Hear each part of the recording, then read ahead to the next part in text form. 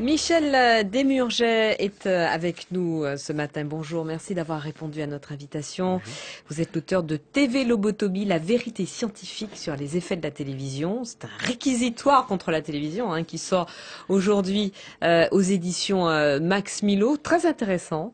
C'est un travail scientifique que vous avez fait, qui s'appuie sur beaucoup d'études et de constatations, une démonstration qui est très argumentée, mais moi, j'ai envie de vous demander, est-ce que vous n'avez pas un petit peu peur d'en faire un peu trop parfois parce qu'il y a quand même des jugements. Par exemple, page 26, vous dites on peut trouver légitime ou non qu'un adolescent se baffre de sucreries, refuse de porter autre chose qu'un jean et des chaussures de marque, fume des pétards à longueur de temps, boive de l'alcool à profusion ou s'immerge sans précaution sanitaire dans les plaisirs de la chair.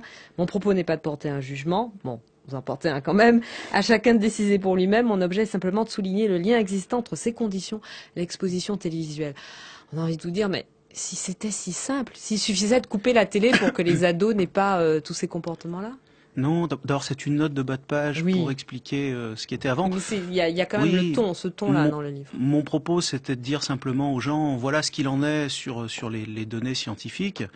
Et après, les gens en font un peu ce qu'ils veulent et se déterminent eux-mêmes. Je pense pas que ça desserve ou qu'il y ait d'exagération. Quand je me suis lancé dans la rédaction de ce livre, j'avais pas mesuré l'ampleur de la littérature scientifique sur le sujet. J'avais pas mesuré non plus l'ampleur des éléments négatifs que j'allais y trouver. Au départ, ça se voulait pas un réquisitoire contre la télé. Je savais que la télé, c'était pas très bon parce que toutes les semaines, je passais des articles dans mon travail. Je mesurais pas que c'était aussi mauvais. Et si ce livre paraît un peu dur, c'est que la littérature scientifique est très unanime et est très dure. Alors la télé, les gens en parlent en disant... Et très foisonnante, ce qui est frappant, parce qu'il y a beaucoup d'articles qui sont publiés, d'articles scientifiques très sérieux, sur les méfaits de la télévision, et on a l'impression que, ça n'imprime pas, entre guillemets, c'est-à-dire qu'il y a pas, ils n'ont pas d'écho. Oui, c'est plusieurs milliers d'articles qui sont publiés. Mais maintenant, ça fait quand même 40 ou 50 ans que les chercheurs s'intéressent à la télé. D'abord uniquement sur la question de la violence, puis plus généralement sur le développement intellectuel. Et puis enfin, ils ont commencé à s'intéresser à la santé.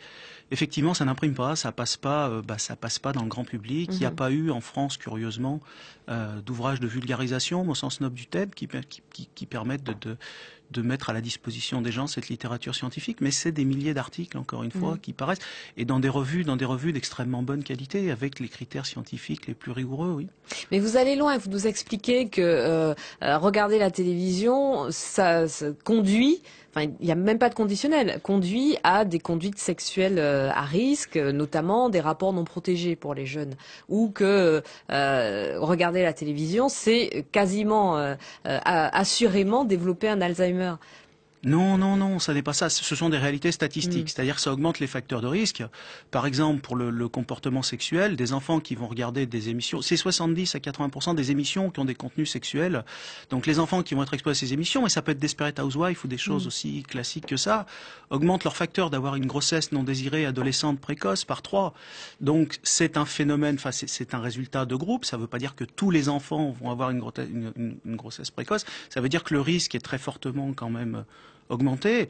Et ça veut dire que la télé n'est qu'un des facteurs, mais c'est quand même, il me semble, un des facteurs sur lesquels on peut agir assez aisément. Donc il y en a d'autres, effectivement. Il y a le milieu social, il y a plein de choses, il y a l'éducation, mais il y a la télé, et la télé, c'est un facteur lourd sur lequel on peut agir assez aisément, je pense. Est-ce qu'on peut tout mettre sur le même plan, tous les programmes, tout est à jeter, à vous lire? Non, il y a deux choses. Alors, on s'est beaucoup focalisé sur les contenus. Donc d'une part, il y a des contenus qui sont spécialement nocifs, si je puis m'exprimer ainsi, et d'autre part, il y a le média lui-même. Alors notamment pour les jeunes enfants, indépendamment du contenu, la télé a des effets extrêmement négatifs sur le développement de l'enfant. Chez l'adolescent, elle a des résultats, elle a des incidences très négatives sur les résultats scolaires à travers la réduction du temps passé à faire ses devoirs, la réduction du temps de sommeil qui est indépendante des contenus et qui est très très lourde avec la télé. Donc il y a les contenus eux-mêmes, mais il y a la télé et le média lui-même qui a par lui-même des incidences négatives. Oui.